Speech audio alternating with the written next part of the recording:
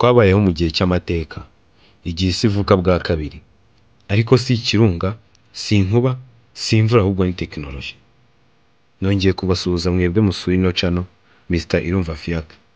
Nkwibutsa nimba utarakora subscribe, gikore kugira ngo twongere kubana mu bindi biganiro bizagenda biza.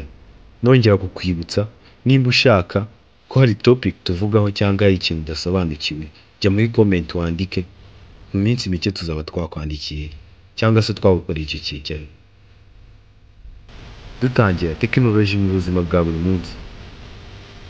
Ubu ni ubuzima busanzwe, kwiga udatashye ishuri, kuvurwa uri mu cyaro, gutanga amafaranga ukoresheje intoki. Ikoranabuhanga ryaragutse, tugera ku rwego tutigeze tubona. Mu nganda n'akazi gahinduka, imirimo y'ibikorwa igenda ihinduka, imashini zirakorera, amarobo ntizirambirwa, AI ntizikivuna. Ariko se abakozi bo babaye iki? Ubwenge bwo gukorana AI, icyo bita Artificial Intelligence, ubwenge bw'ikirere, ibarura, isoma, ikandika. Ariko ikibabaje, ishobora no kudukerereza. None se tuzaguma kuyobora isi cyangwa tuzaba abayisura gusa? Ejo hazaza h'isi hifashisha tekinoloji.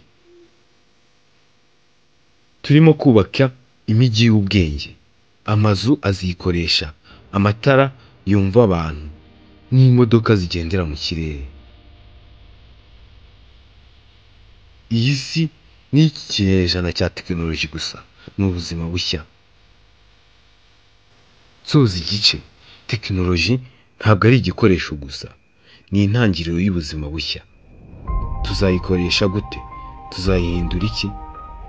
Icyo nicyo kizagena nimba isi nshya izaba iyacu cyangwa niba tuzayibera abashyitsi. Murakoze.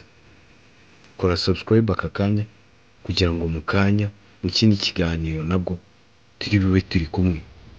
Murakoze.